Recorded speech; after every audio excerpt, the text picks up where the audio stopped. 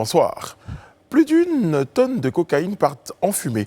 La gendarmerie nationale a procédé hier à l'incinération de la grosse quantité de cocaïne saisie dans la nuit du 24 au 25 février dans la commune de Cocody. On en reparle en tout début d'émission. Hors de nos frontières au Sénégal, Ousmane Sonko a été mis aux arrêts. L'opposant sénégalais est accusé de viol et de menace de mort sur une employée de salon de beauté à Dakar. Nous y reviendrons. Les législatives, toujours au cœur de l'actualité. Et ce soir, nous aurons avec nous M. Isiaka Sangare. Il est candidat FPI à Cocody, Serge Dibré, candidat indépendant à Cocody, et Monet Georges Yves, lui est candidat RHDP à Marcory. En leur compagnie, nous traiterons entre autres des enjeux et des axes prioritaires de cette élection. Débats et analyses, décryptage de l'information. L'actualité, comme vous l'avez toujours souhaité, c'est dans le Live Talk. Bienvenue.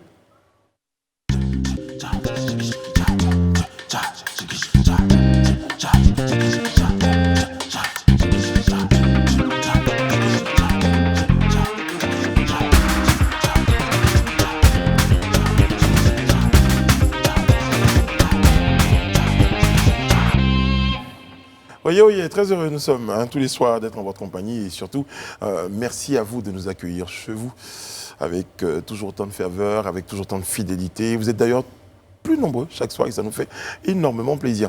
Ce soir, autour de cette table, c'est une configuration particulière, à l'exception de Madame Bleu. Bonsoir Madame.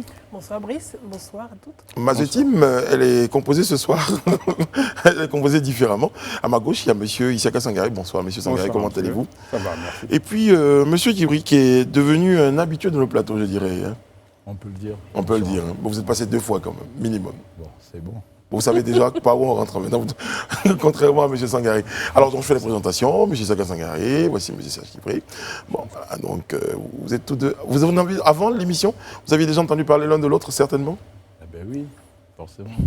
Vous vous renseignez les uns sur les autres?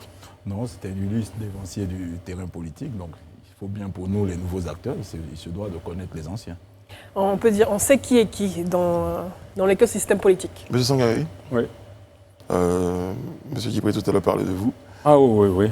Oui, M. Dibré, je sais qu'il est d'une association qui parle de 1000 volontaires. Je crois que c'est déjà un premier pas dans la connaissance qui va se faire progressivement. Je suis heureux que les jeunes générations se lancent aussi dans le jeu politique. Très bien. Vous l'aurez noté, une émission, un talk assez spécial nous attend. Nos invités sont avec nous tout au long de cette émission pour commenter différents points de l'actualité à nos côtés. Madame Edith Bourbleu, le décor est planté. Avec votre permission, nous allons sans tarder à notre live actu. On va aborder un premier point, celui de l'incinération de cette tonne de cocaïne qui fait autant parler. C'est pas toute la quantité, en tout cas la tonne saisie qui a été détruite, mais une certaine quantité. Donc je vais donner plus de détails pour permettre à nos téléspectateurs de savoir ce qui s'est réellement passé lors de cette, on va dire, l'incinération de cette drogue qui a été saisie. Donc l'opération de destruction a eu lieu ce mardi 2 mars, donc sur la route de l'aéroport à Port-Bouët, non loin du carrefour Aquaba, donc en présence du procureur de la République, Adou Richard, du général de corps d'armée Alexandre Apalo Touré, commandant supérieur de la gendarmerie, du secrétaire général de préfecture d'Abidjan, André Martin Kakou, et du représentant le préfet d'Abidjan et de plusieurs officiers et de sous-officiers de la gendarmerie nationale. Donc c'est autour de 18h que le feu allumé à 15h30 a réussi à consumer totalement la cocaïne entassée en plein air dans les broussailles, je précise. Elle avait été saisie donc dans la nuit du mercredi 24 au jeudi 25 février dans le quartier d'Angré à Cocody. Le général de corps d'armée Alexandre Apalo Touré a tenu à faire des précisions par rapport aux informations qui circulent depuis lors sur les réseaux sociaux. Nous voudrions avec désolation dire qu'à ce stade de l'enquête, seules les 2 personnes chez lesquelles la drogue a été saisie et qui ont été arrêtées sont pour le moment coupables. Il n'y a pas, jusqu'à preuve du contraire, d'autres coupables. L'enquête se poursuit. Malheureusement, nous constatons que des choses assez graves se disent sur les réseaux sociaux. Sachez que pour le moment, tout cela n'est pas vrai. Rien de tout ceci n'indique que les personnes qui ont été citées et dont on a vu les photos sur Internet, ainsi que les personnalités étatiques citées, sont coupables. Fin de citation. Et pour sa part, le procureur de la République, M. Adou Richard, a indiqué que pour les besoins de la procédure et de l'enquête, une infime partie de la drogue saisie a été mise sous scellé. Il a déclaré, et je cite, « Nous sommes toujours obligés de conserver et de déceler. Une bonne enquête se termine toujours par un jugement. L'enquête commence d'abord par la gendarmerie. Par la suite, lorsque les personnes sont déférées, le dossier qui a des relents internationaux est donc confié à un juge d'instruction. Et ce dernier a besoin d'avoir une partie du scellé. Également, pour les besoins de laboratoire et de la brigade cynophile, on parle de la brigade avec les chiens, on a conservé une partie donc, de la drogue. On ne peut donc pas tout détruire. » Fin de citation. Le procureur Adourisha a également souligné que cette drogue brute saisie d'une quantité d'une tonne 56 représente près de 25 milliards de francs CFA. Le procureur de la République a également tenu à préciser, et je cite, « Transformer cette drogue ne peut valoir le double ou le triple.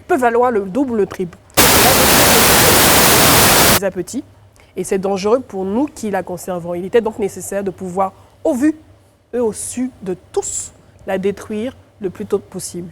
Donc on se retrouve avec une destruction, donc incinération de la quantité de drogue qui a été saisie donc dernièrement. Mais il faut savoir que depuis 10 ans, régulièrement, nos autorités, que ce soit au niveau des douanes ou au niveau des différentes gendarmeries, saisissent régulièrement des quantités de drogue, que ce soit de la drogue, que ce soit également des médicaments qui sont de qualité inférieure ou prohibés.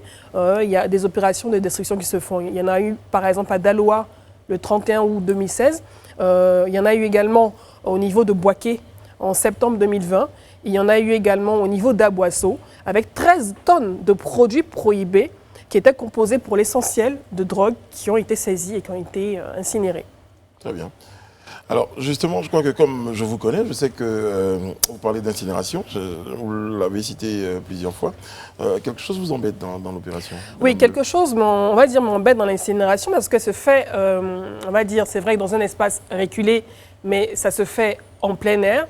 J'ai vu certains commentaires sur les réseaux sociaux qui, on va dire, s'inquiètent de ce type de destruction, d'incinération, parce qu'on parle de l'impact environnemental de cette incinération qui se fait en plein air.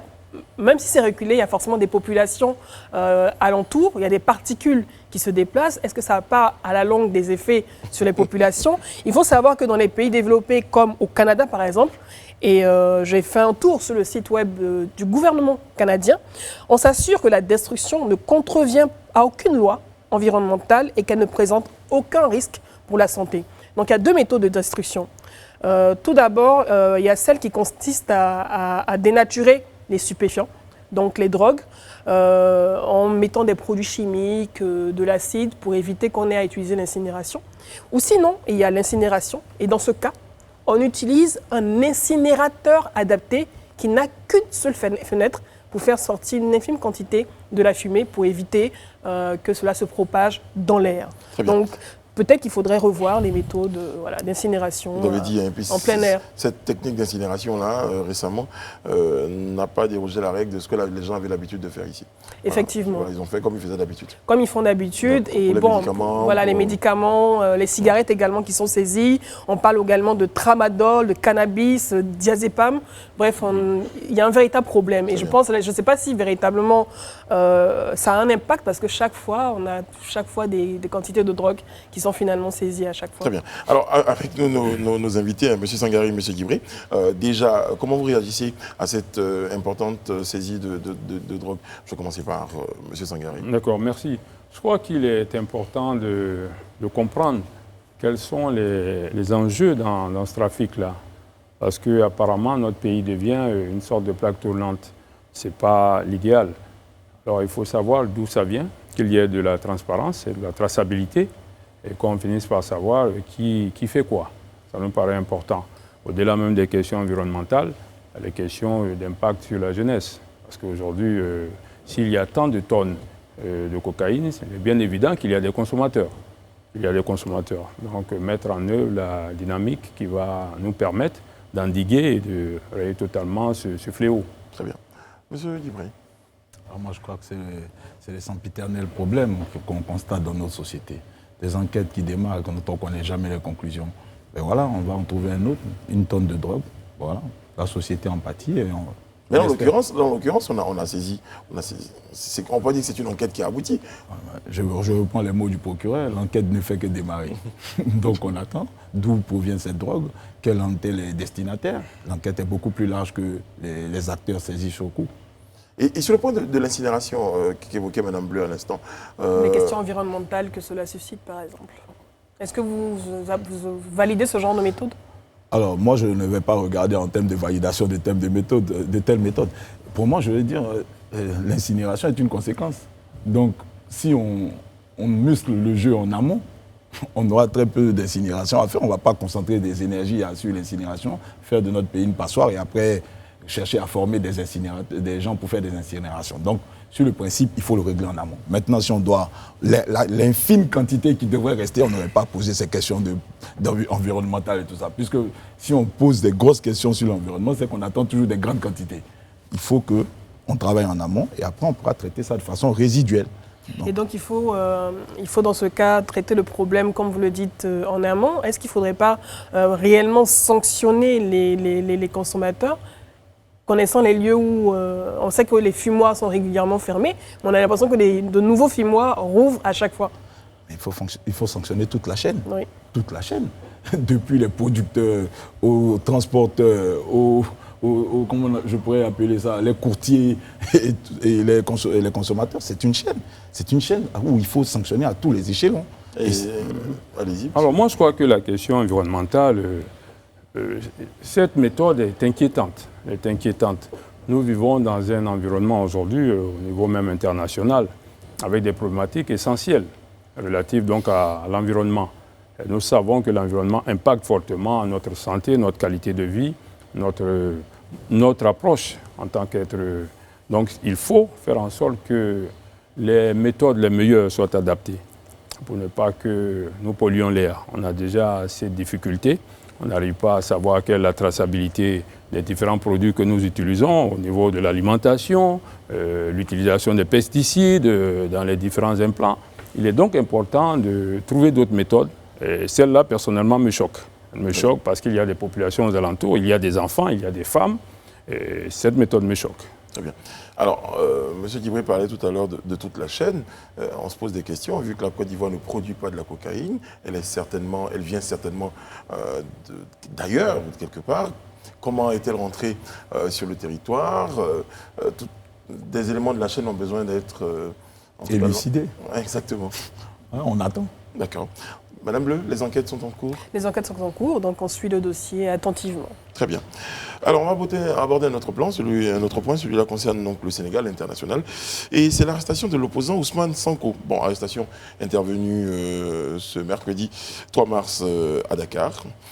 Accusé de viol, on le rappelle, de menaces de mort par l'employé d'un salon de beauté. Ousmane Sanko donc est attendu au palais de justice ce mercredi pour répondre à une convocation d'instruction. Attention, à partir de là, c'est là que ça craint.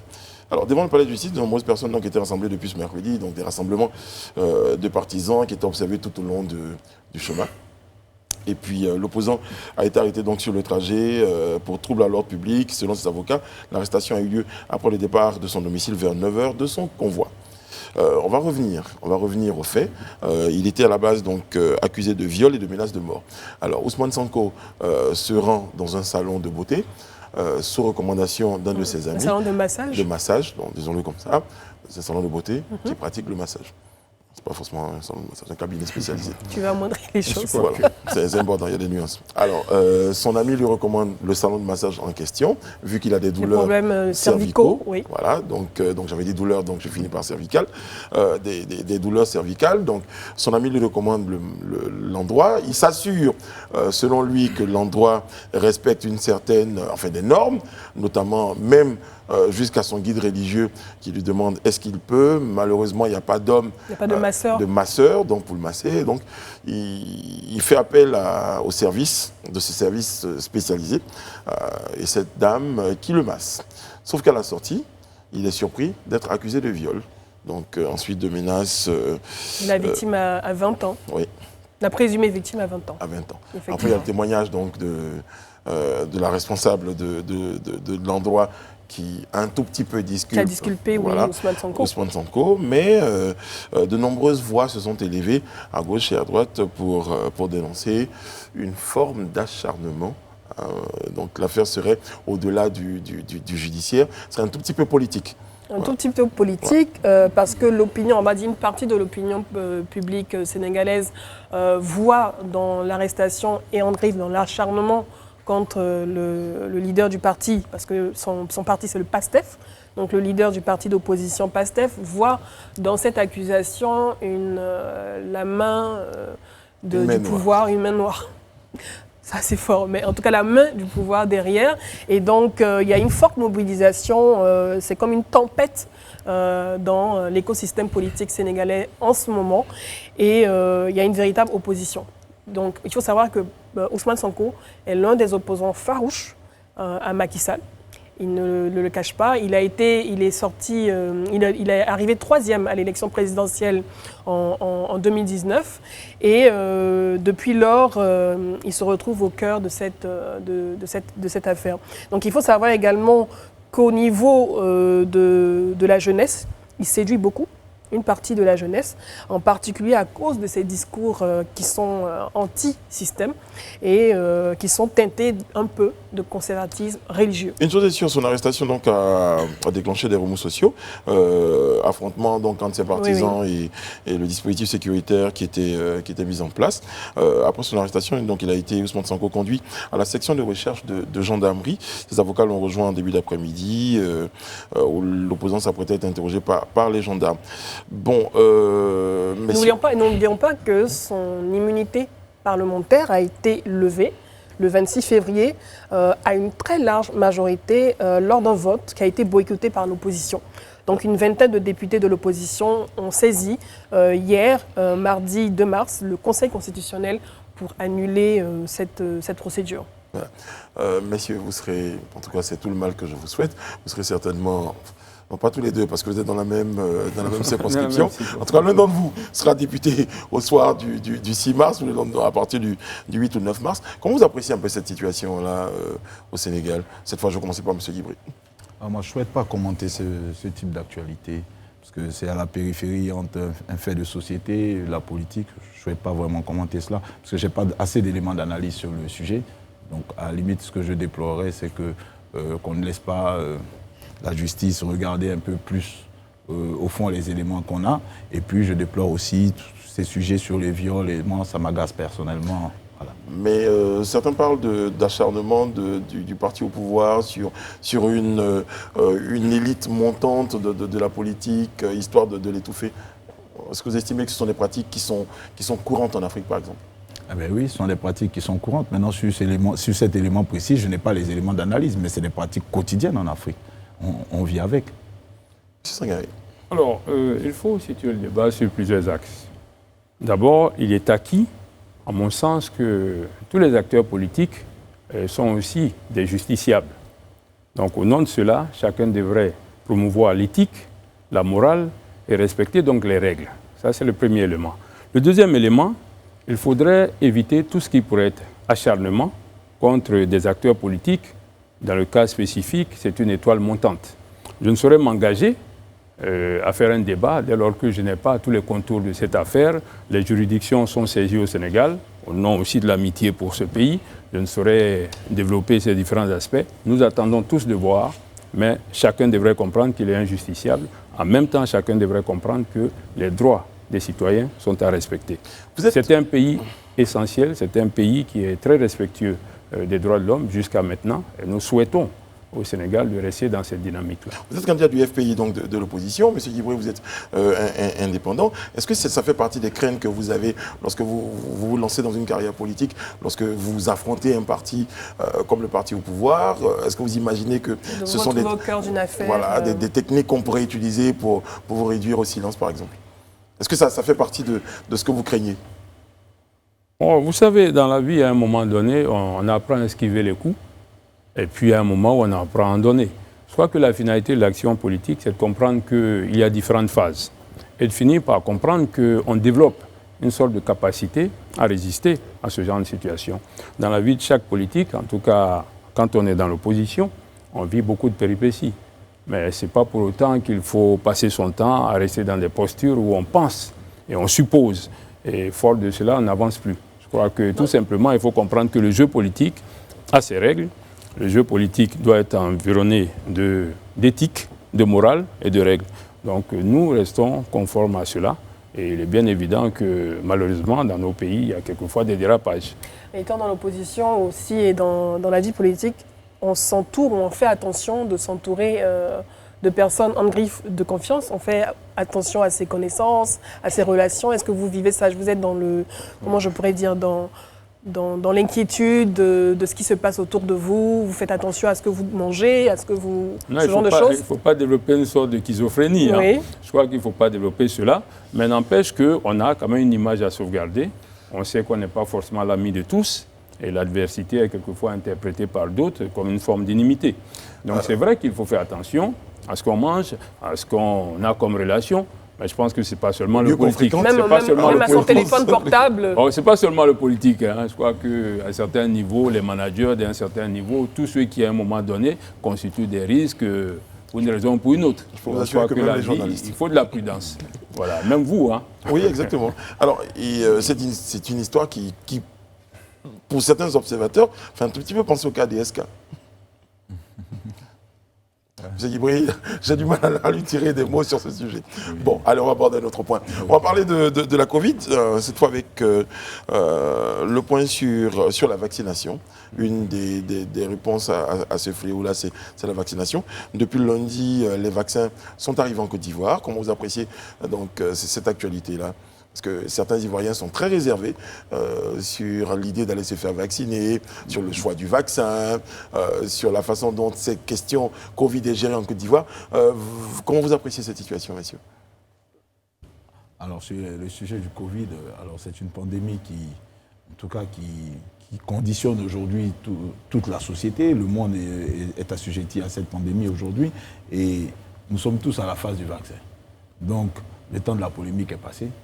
Maintenant, il faut utiliser les moyens qui sont, on va dire, mis en avant par l'OMS, et puis ménager les susceptibilités locales des populations, parce que nous avons un contexte qu'il ne faut pas ignorer. Donc je crois qu'il y a un petit équilibre à trouver pour ceux qui pilotent cette opération entre le vaccin systématique qu'on prône et puis les assurances qu'on devrait donner aux populations pour lever tous les freins qu'ils ont, psychologiques, je pourrais dire, qu'ils ont dans la tête. Est-ce que vous incitez aujourd'hui les Ivoiriens, les sensibiliser, en tout cas quand la prochaine phase sera prête, vous les sensibilisez à aller se faire vacciner aujourd'hui? Oh, ce n'est pas particulièrement à moi de les sensibiliser. Il y a un travail déjà. Vous êtes un homme politique, voilà, vous êtes un leader d'opinion. Ouais, je ne parle pas de sensibilisation. Vous voulez ma position là-dessus? Moi, j'encourage. Vous irez vous faire vacciner? Moi, j'irai personnellement me faire vacciner. Attention, je ne suis pas un acteur politique, je suis dans la responsabilité publique. Mais ce qui est important pour moi, vous représentez la députation. Je suis d'abord un scientifique. Oui. Donc le scientifique que je suis, je ne vais pas combattre un vaccin sur un plateau. Alors là, pas du tout. Ce que vous attendez de moi, c'est du raisonnement cartésien. Et pour moi, c'est le vaccin. Voilà, le vaccin a fait ses preuves depuis des années. Aujourd'hui, si on a une pandémie à laquelle on fait face, avec les méthodes scientifiques, les scientifiques font leur part, moi je suis de leur côté, après les politiques font la leur, les charlatans font la leur, et puis chacun fait sa part. Moi je suis du côté des scientifiques. Vous vous présentez à l'élection législative, mais vous n'êtes pas un homme politique. Ah ben non, pas du tout. Okay. Moi je suis un citoyen qui se soucie du bien commun, de l'intérêt général. De la gestion de la cité. La gestion de la cité. Ce que font les hommes politiques. Oui, bon, voilà, j'aimerais bien cette description de la politique. Je suis juste dans le politicien, gestion de la cité, je prends toute ma place au cœur de la cité. Donc vous avez tout le rôle, toute la responsabilité, tous les engagements, mais pas la dénomination. Voilà, j'aime pas la dénomination, donc je me soustrais à cela. Très bien. Monsieur Sangaré. Alors la question du vaccin, je crois que scientifiquement, il y a quand même une période pour tester les différents vaccins. Compte tenu de la problématique du Covid, qui engrange donc une sorte de vitesse dans l'accessibilité aux vaccins, il est bien évident qu'il faut rassurer les populations. Il faut les rassurer. Je crois qu'aujourd'hui, nos responsables politiques eux-mêmes commencent à être des sortes de cobayes de ce vaccin-là. Et si nos scientifiques nous y invitent et que les populations sont rassurées, il n'y a pas de raison que cela ne soit pas mis en évidence. Mais il faut considérer quand même qu'il y avait la période de test qui a été raccourcie. Et cela peut laisser penser beaucoup de choses. Et ce n'est pas seulement en Côte d'Ivoire. Cette problématique, elle est aussi aux États-Unis. Hein. Même dans les pays développés, il y en a qui disent... Mais 40% des Français sont réticents. Voilà, on ne saurait nous obliger à aller nous faire vacciner. Donc c'est une problématique qui est là. Il faut rassurer. C'est le rôle des autorités, c'est le rôle des scientifiques. En tout cas, merci messieurs de vous être prêtés au jeu du commentaire de l'actualité, même si certains points... Au niveau du Sénégal on va aborder avec vous, messieurs, la thématique de ces législatives. Tout de suite, aborder la question de l'environnement général. Ces législatives 2021, quelle appréciation en faites-vous, messieurs? Déjà, la participation des partis, des indépendants, vous-même, vos différentes participations. Comment vous appréciez le contexte général de ces législatives-là? Il faut dire que ce qui est à saluer, après l'épisode donc de la présidentielle, tous les partis politiques, les différentes organisations aussi se sont engagés dans le processus pour les législatives. Ça, c'est déjà à saluer. Notamment le FPI voilà. Qui n'avait pas participé à la présidentielle. Oui. C'était un contexte spécifique. Nos raisons, on les avait exprimées longuement et je crois qu'on a été compris. Très bien. Monsieur Djibril? Moi, je fais une analyse en deux pans.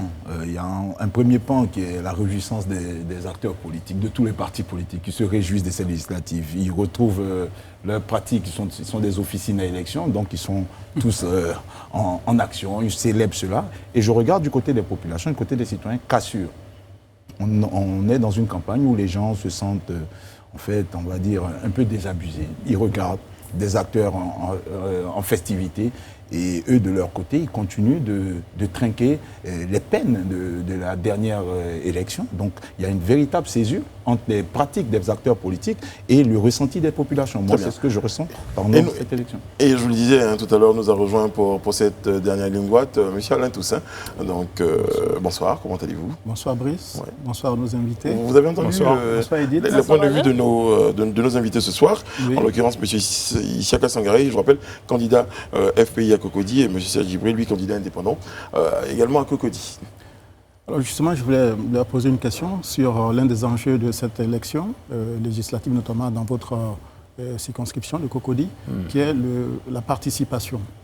Sur le plan national, en 2016, la participation était de 34%, élection marquée par le boycott de grands partis, notamment le FPI pro-Gbagbo. Qu'est-ce que vous comptez faire contre la démobilisation des électeurs afin que les élections législatives du 6 mars connaissent une forte participation, notamment du côté du FPI? Alors, je dirais que pour que les Ivoiriens se sentent engagés dans ces élections-là, il a fallu d'abord expliquer les raisons fondamentales qui justifient qu'après donc le boycott de la présidentielle, nous décidions d'aller aux élections législatives. Et expliquer principalement qu'il est important que le jeu institutionnel continue de se déployer pour que notre Assemblée ne soit pas monocolore et que les décisions prises n'engagent pas l'ensemble des Ivoiriens. Donc c'est déjà un point important. Et au-delà de ça, nous avons, en tant que candidats, à rencontrer les différentes populations, leur expliquer notre vision, justifier les axes, et essayer de les engager dans cette dynamique-là. Et c'est ce à quoi nous nous attelons, je dirais, quotidiennement. Est-ce que vous leur avez expliqué, excusez-moi de revenir sur des choses douloureuses, vous avez boycotté la présidentielle d'octobre 2020, oui. Et ce que vous exigez n'a pas totalement obtenu de réponse, et là, vous partez aujourd'hui à la conquête du suffrage des électeurs lors de ces législatives-là. Est-ce que finalement, vous n'êtes pas à l'origine du malaise qui caractérise la classe politique en Côte d'Ivoire?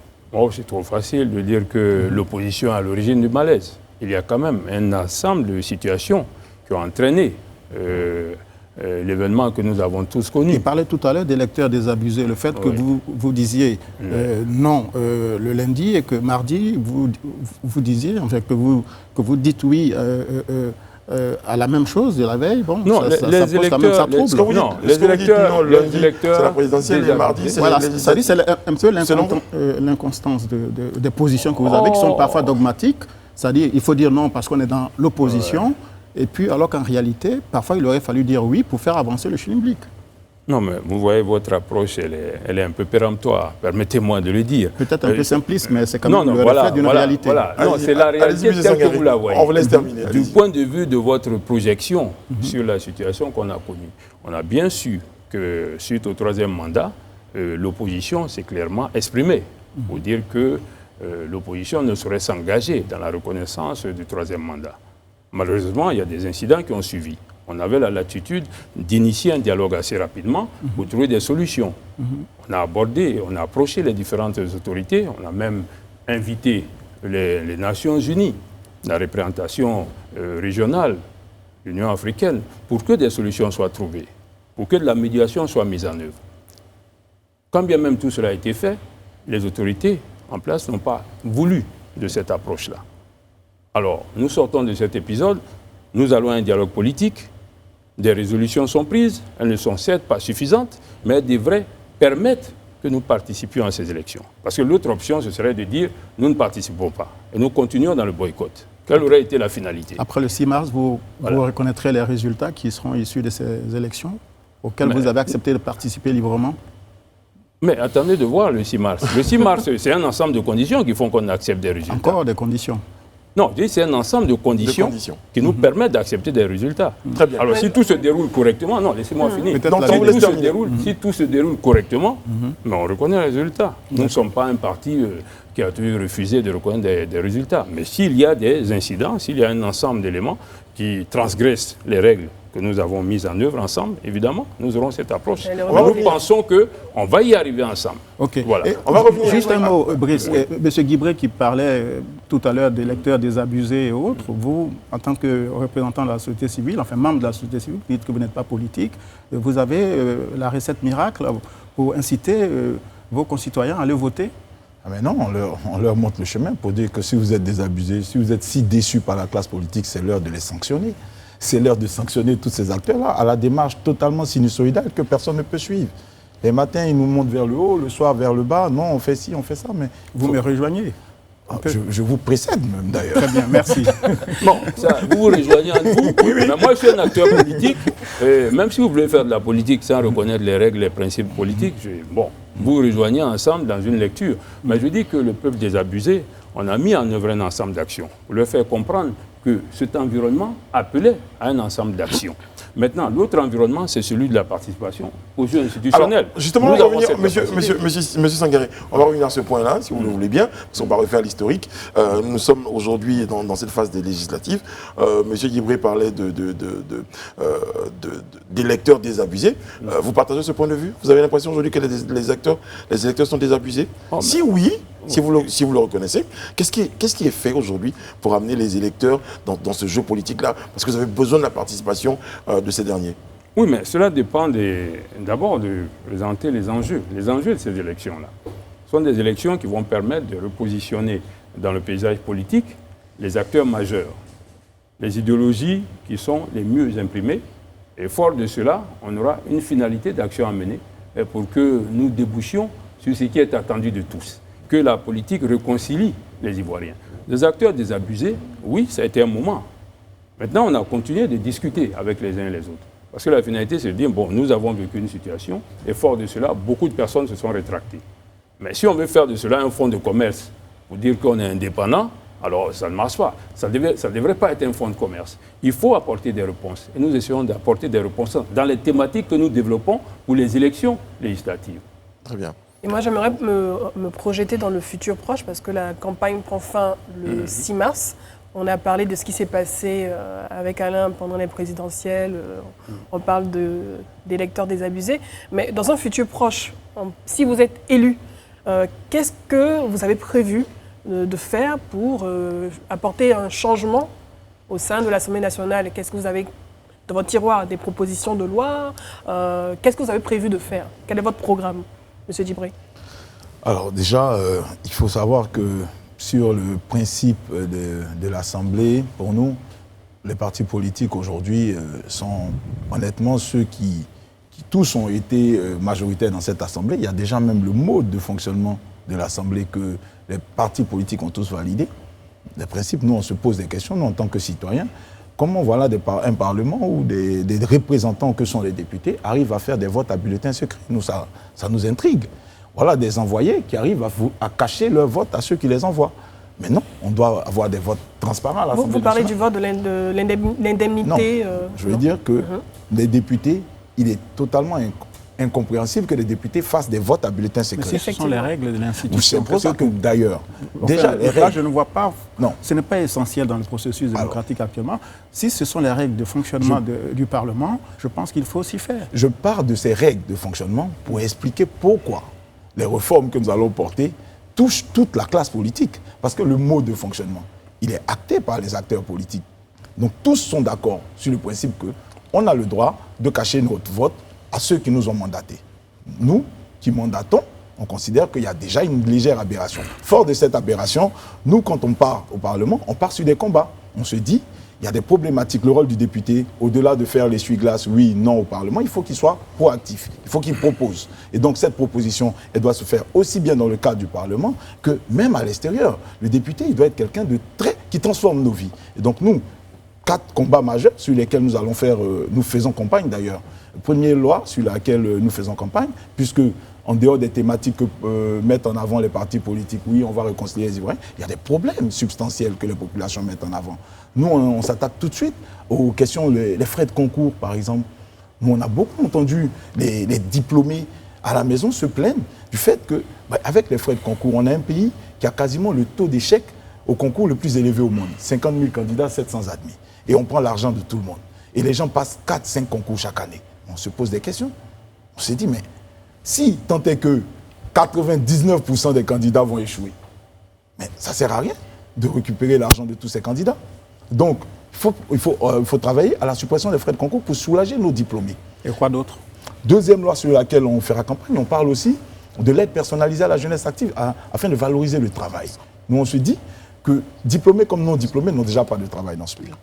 Et il y a certains qui acceptent d'aller faire des petits boulots, d'aller accepter des tâches que tout le monde rejette en attendant d'avoir leur travail de rêve. Mais dès cet instant, il y en a d'autres qui acceptent de rester dans le quartier à ne rien faire. Mais il faut accompagner ceux qui se mettent au travail. Donc, ces lois-là, pour finir, ces lois-là, il faut que l'État soit aux côtés de tous ces jeunes qui travaillent par une aide substantielle. Donc ça, c'est une loi sur laquelle on devrait aussi axer notre combat quand on sera au Parlement.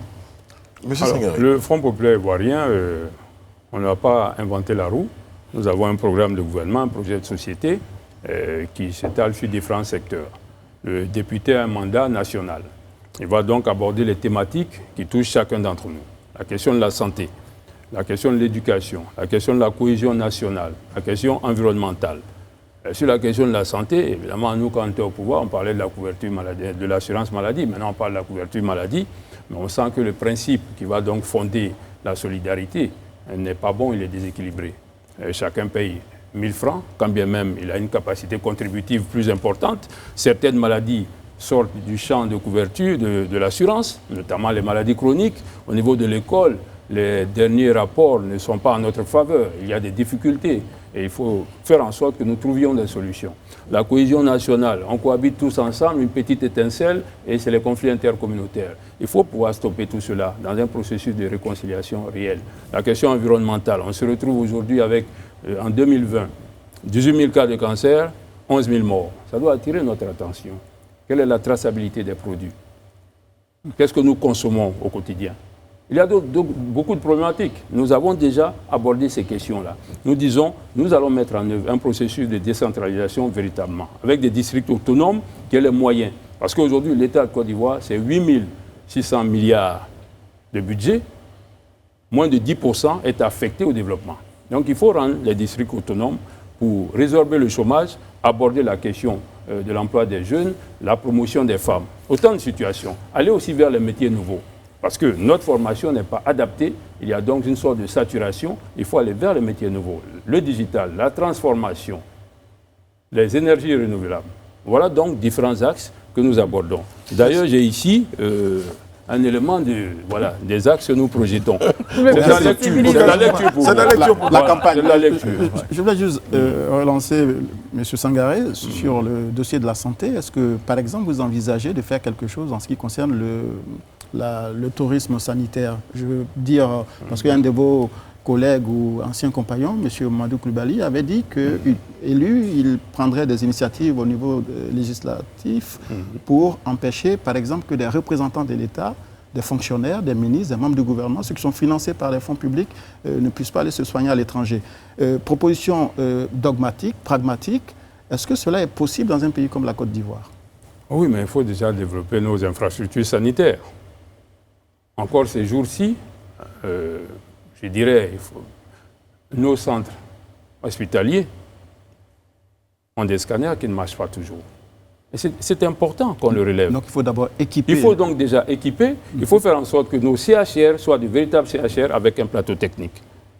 Il faut faire la télémédecine avec des spécialisations de l'étranger. On a le Mercyship qui tourne un peu dans le monde. Il y a donc des spécialistes qui peuvent venir renforcer certains axes. Après cela, bon, si on a ici en Côte d'Ivoire le dispositif technique et les équipements adéquats, aucune raison ne saurait justifier qu'on aille se soigner à l'étranger. Donc pas besoin de loi pour ça, il faut juste utiliser les fonds publics pour il faut qu'il y ait des fonds publics. On a des fonds publics aujourd'hui. Vous voyez, on a un peu trop d'institutions en Côte d'Ivoire. Réduire le train de vie de l'État. Voilà, président du Conseil économique et social, président du Sénat, président de l'Assemblée nationale, président de la grande médiature. Mais tout ça aussi avait été promu par votre partenaire Laurent Gbagbo aussi. Oui, mais nous, on n'a pas mis en même temps dans la cohabitation il y avait un vice-président et un premier ministre. Il y avait un président du Conseil économique et social. Non, je suis désolé, mais il y avait aussi une espèce d'imbrication d'institutions. Vous voulez le dire, mais laissez-moi finir. Il y a eu quand même des ajouts. Et je dis, on a critiqué notre action. Maintenant, qu'est-ce qu'on propose? Ceux qui sont là aujourd'hui, on peut critiquer leur bilan, même s'ils sont encore dans cette gouvernance. Donc tout ce qui peut améliorer, on devrait pouvoir le mettre en évidence, le mettre en lumière et apporter des solutions. Très bien. On parlera pour la deuxième partie, M. Guibé, malheureusement, il y a un impératif publicitaire. On reviendra sur le plateau. Il faut bien vivre. Et exactement. Vous luttez pour vos intérêts. Nous aussi.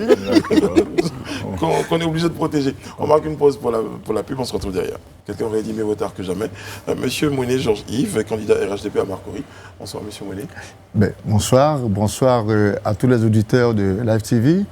Merci à l'équipe de production pour l'opportunité qu'on me donne d'être sur ce plateau et pour parler avec tout le monde. Très bien, ok. Vous êtes en notre compagnie, bon, les autres vous ont dévancé. Hein. Voilà, donc on aborde la question des législatives, vous l'aurez noté. Je vous ai écouté tout à l'heure, messieurs. Sincèrement, si j'étais pas peut-être sur ce plateau, que j'étais à la maison en tant que téléspectateur, en tant qu'électeur, je me serais dit, qu'est-ce qui va faire la différence entre ce qui a été dit il y a quelques années, ce que vous dites aujourd'hui, et ces changements qu'on attend qui ne sont pas venus? Monsieur Guivry. Alors moi, je m'apprête à rebondir, en tout cas sur l'échange que j'ai vu tout à l'heure entre M. Sangaré et M. Alain Toussaint. Pour moi, c'est symptomatique de toute la cassure qu'il y a dans l'environnement politique. On a l'impression de regarder un débat passéiste, là. On parle de oui, voilà ce qu'on avait fait, voilà le bilan de l'autre, mais les populations n'ont pas que ça. Écoutez, elles ont des problèmes sur lesquels on doit proposer. Là, tout à l'heure, M. Sangaré, il a énuméré toutes les grandes thématiques qu'on connaît tous. Mais en fait, les réponses ne sont pas là. On les soulève, on en fait c'est presque de l'enfumage permanent. Et toutes les chapelles politiques ne font que ça. Vous partagez le point de vue, M. Guivry? Mais je crois qu'il aurait dû s'exprimer sur son programme.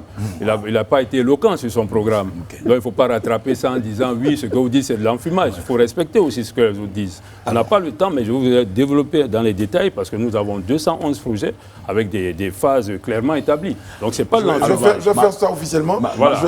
Malheureusement, les 211 projets, je ne crois pas qu'on puisse les faire au Parlement. Donc après, il faudrait attendre de repartir. La finalité, c'est pas de... On vous a demandé de présenter votre programme. Vous ne l'avez pas présenté. Ici, mais non, ce qu'on a fait, nous, on a juste présenté une approche. Vous suivez, on n'a pas suffisamment de temps, mais malheureusement, pour nous, ici, on a entendu encore du débat politico-politicien. Il faut qu'à un moment donné, on commence à parler du souci majeur des populations. Nous, une question majeure sur laquelle nous, par exemple, on s'engage, c'est les questions de logement. Ces questions de logement, on a parcouru le Cocody, mais en réalité, il y a des grands quartiers, comme le quartier des Oliviers, où la problématique majeure, où quasiment tous les habitants sont des locataires. Mais dans une société, on ne peut pas condamner des gens éternellement à être des locataires. Il y a un temps dans une vie à être locataire et un temps pour devenir... Est-ce que ce point-là est continu ou bien on est en train de parler d'une autre... Non. Alors, oui. Il faut que le débat soit séquencé. Mais il est séquencé, je vous rassure. Merci. Donc, du coup, vous on a fini cette problématique. Vous étiez d'accord sur des points, messieurs, concernant vos différents programmes. Ça a été fait. On va revenir à monsieur Monet qui nous rejoint. Monsieur Monet, on parle des enjeux. On parle des enjeux de cette législative-là pour votre parti et pour votre personne. Est-ce que vous pouvez nous en dire un tout petit peu plus? Merci. J'ai entendu en substance beaucoup de points qui ont été développés. On parle de programme d'ordre général et après on dit non, ce qui devait être fait n'a pas été fait parce que celui qui devait le faire ne l'a pas fait de telle manière. Et donc, en résumé, ce que moi je pense qu'on devait retenir, l'expertise existe.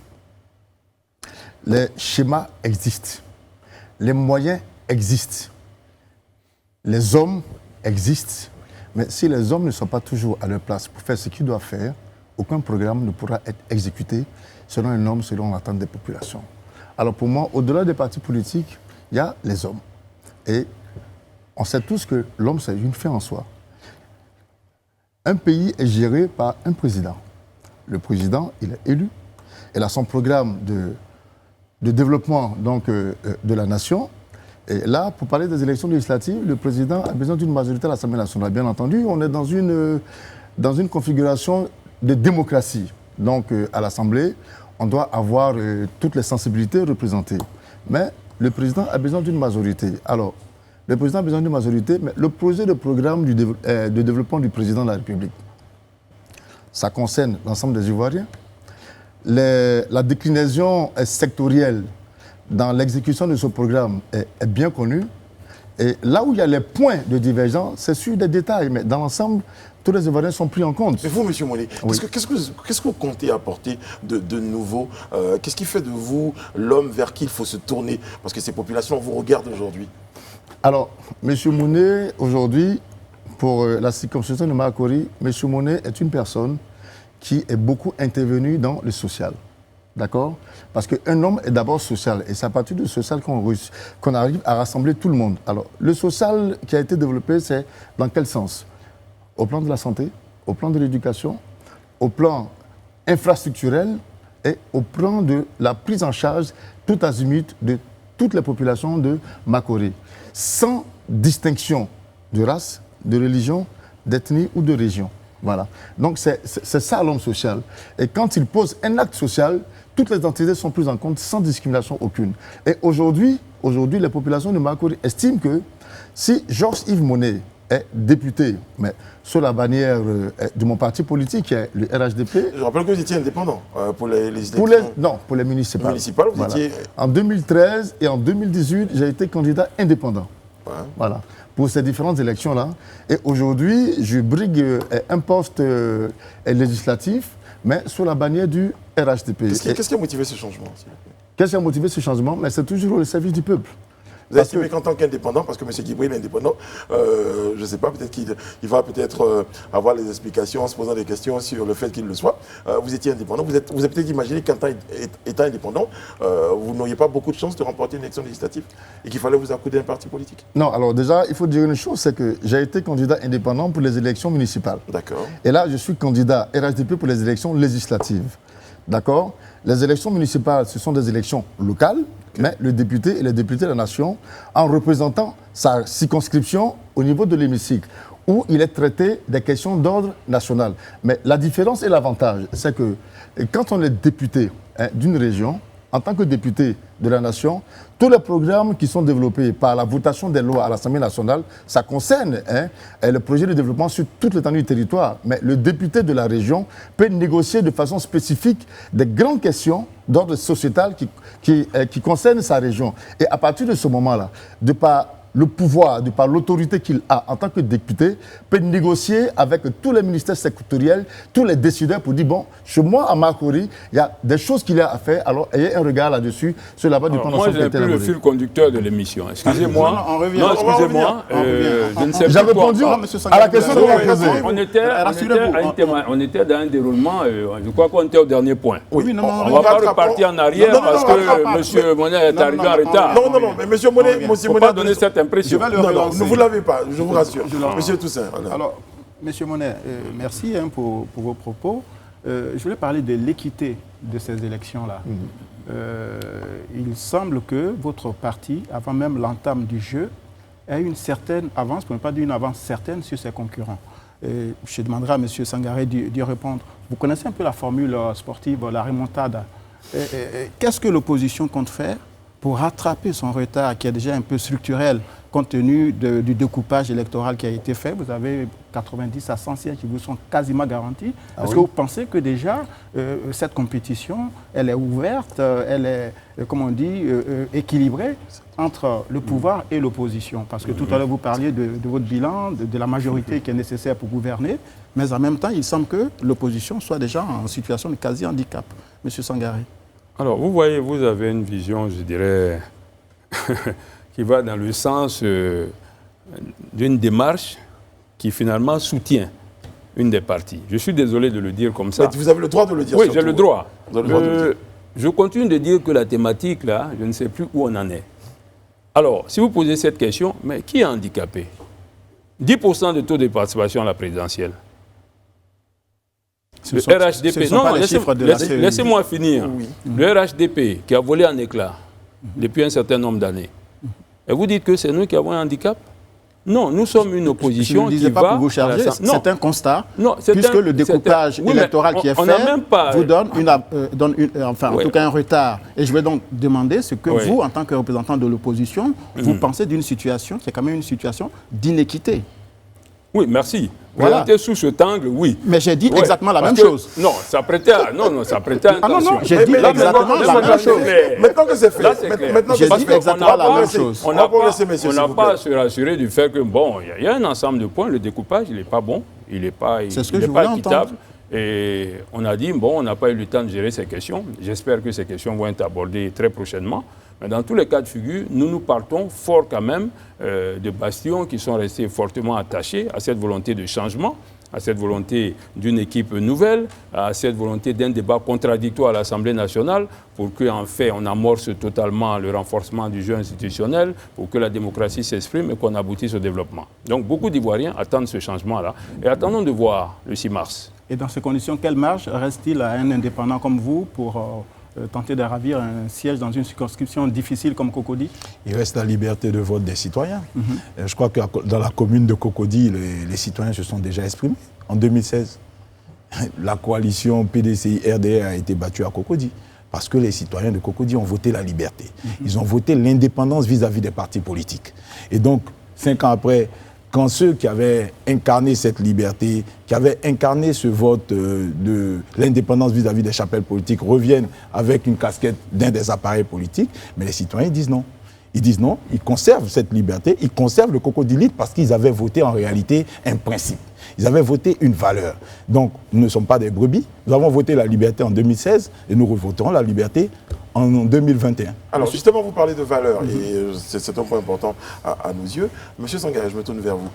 Quelles sont les valeurs aujourd'hui que vous souhaitez prôner pour cette élection législative-là? C'est très important pour nous, les valeurs. Oui, en termes de valeurs, déjà, il faut que nous puissions respecter le principe de la démocratie. La question de liberté, la question d'égalité. Pour que chacun des citoyens puisse accéder aux charges, au niveau des charges publiques, tel qu'il sent cette volonté-là. Donc déjà, ça nous paraît important. Donc la liberté, l'égalité, l'équité, toutes ces valeurs-là sont pour nous des principes essentiels. J'aurais dit la fraternité. Il fallait que je la place. Monsieur Guy Brévost, les valeurs que vous entendez défendre? À nous, c'est les valeurs travail et puis surtout la valeur cohérence. Parce que nous, le premier élément qui nous dérange franchement dans ce tableau politique, d'ailleurs, on n'y avait pas notre place, c'est parce que nos acteurs politiques, nous, on les considère très incohérents. Le jeu des alliances auxquelles qu'on observe ces dernières années, c'est des alliances, en réalité, c'est jamais des alliances pour quelque chose. C'est toujours des alliances pour des intérêts. Nous, on ne peut pas les suivre en permanence. Donc, ces alliances, il faut qu'elles s'arrêtent. Et donc, nous, c'est ça qui nous pousse à Question notre politique. pour vous, M. Sangaré. Vous avez l'impression que la politique de M. Guibré, c'est le casting du politique? Vous avez ce sentiment-là? Oh non, je crois que M. Dibré essaie d'éclipser un modèle bon, je ne sais pas, et lui-même ne se retrouve pas encore dans ce modèle. Il est politique, il n'est pas politique. Il veut casser du politique alors qu'il n'en a pas les moyens. Donc je pense qu'il prône des idées et des valeurs qui sont intéressantes, mais dans l'environnement actuel, il faut comprendre que le politique a aussi ses règles et que la finalité, c'est de pouvoir réunir le maximum de personnes autour d'une cause. Et pouvoir le faire dans une alliance, c'est quelque chose à saluer. Monsieur, je veux juste rajouter une chose, c'est pas moi qui casse les politiques, c'est la société qui casse les politiques. Et moi, je ne suis que le reflet, c'est l'esprit en ce moment. Juste d'un mot, on parlait j'ai entendu 2 fois, 3 fois le mot alliance. En alliance avec le PDCI, au dernier législatif, vous aviez obtenu 167 sièges sur les 254 de l'époque. Et puis votre couple a volé en éclats. Désormais, vous cheminez seul, même si sur votre t-shirt, il y a encore le logo du PDCI et d'autres partis qui sont barrés. Qu'est-ce que vous comptez faire, justement, pour maintenir cet avantage, entre guillemets, lors des législatives du 6 mars? Qu'est-ce qu'on compte faire? Ça se verra le 6 mars. Et pour ce qui concerne notre préparation dans le cadre de ces élections, nous avons travaillé à galvaniser et à réunir le maximum de notre électorat. Et nous pensons que sur la base du travail qui a été fait sur le terrain, parce qu'il y a beaucoup qui ne comprennent pas certaines migrations. Donc il faut leur expliquer qu'au-delà des entités politiques, il y a d'abord l'homme. Donc on ne vient pas se cacher sur des bannières politiques. Migration, vous faites allusion au nomadisme politique, c'est ça? Ceux qui changent de bord vous parlez de ceux qui quittent, qui partent ou qui arrivent? Mais oui, parce que je parle de migration dans le sens où, sur la plateforme du RHDP, avant janvier 2019, tout le monde était là. Mais quand le président du PDCI a décidé de quitter la plateforme pour partir, mais il a peut-être oublié qu'il était venu avec des militants PDCI qui étaient avec lui. Mais tous ne sont pas partis. Donc moi, aujourd'hui, je suis resté au RHDP, mais on peut considérer que je suis un transfuge du PDCI, mais je suis resté dans le RHDP. Pourquoi? Parce que j'ai apprécié le travail que le président du RHDP a fait pour la Côte d'Ivoire. Et ce travail-là, c'est pour l'ensemble des Ivoiriens.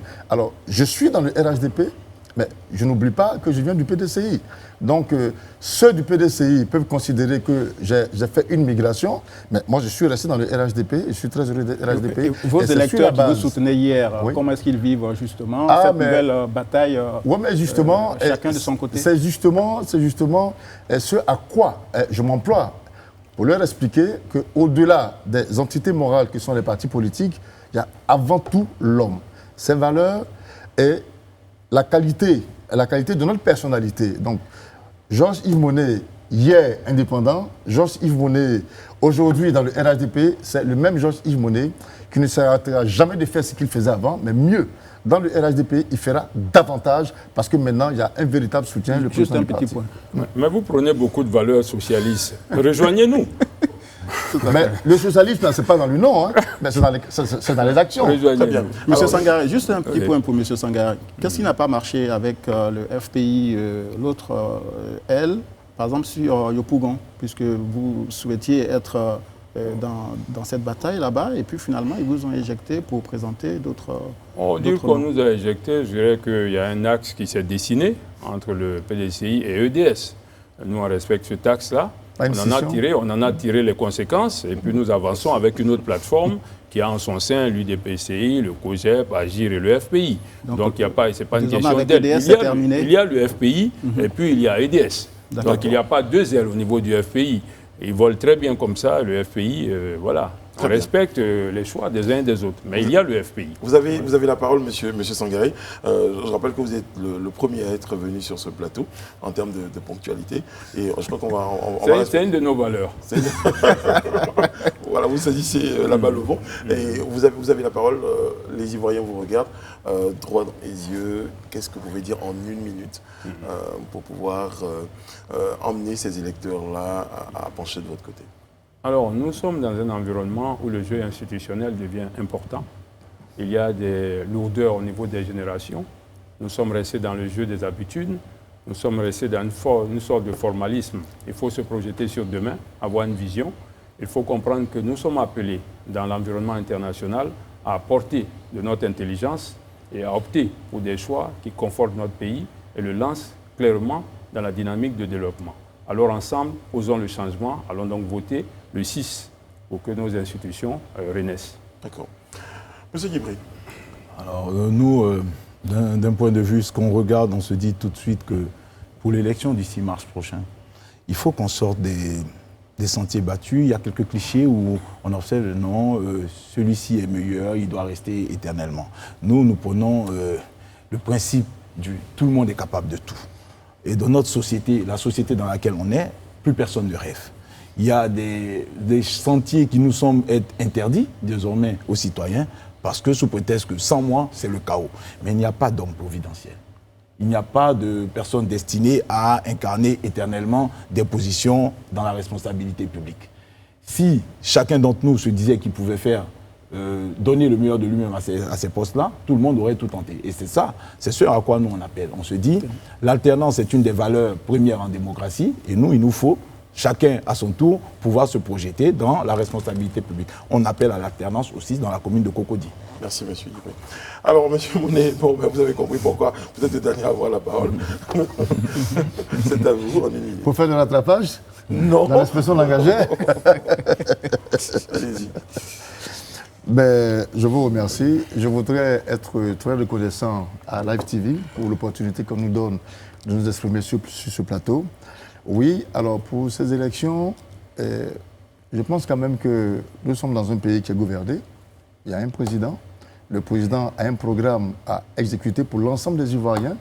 Et pour que ce programme ait toutes les chances de se dérouler dans son entièreté, il faudrait bien une majorité à l'Assemblée nationale.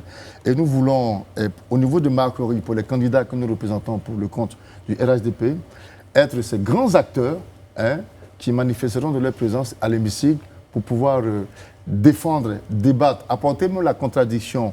Et pour autant qu'on ne serait pas d'accord, parce qu'au RHDP, c'est aussi ça le RHDP, nous savons faire des débats contradictoires en interne pour ressortir la bonne formule qui conviendrait à tous les Ivoiriens. Et pour ça, nous sommes prêts en interne et à l'externe à l'hémicycle. Donc, certainement, rendez-vous prochainement à l'hémicycle. Très, très bien. Bon Merci, vent à merci. tous. Très, très bien, messieurs. Je rappelle que sur notre plateau, nous avions donc M. Issaka Sangaré, je rappelle candidat FPI pour la commune de Cocody, M. Serge Guibry, candidat indépendant pour Cocody, et puis M. Georges-Yves Monet, candidat RHDP Marcory. Bonne chance, messieurs. Merci. Merci. Merci, M. Alain Toussaint. Salut à Live TV. Merci à Mme Edith Brou. Toutes les équipes techniques et éditoriales se joignent à moi pour vous souhaiter une bonne fin de programme sur Live TV. Prenez soin de vous et des autres. Que Dieu veille sur vous. Que Dieu bénisse la Côte d'Ivoire.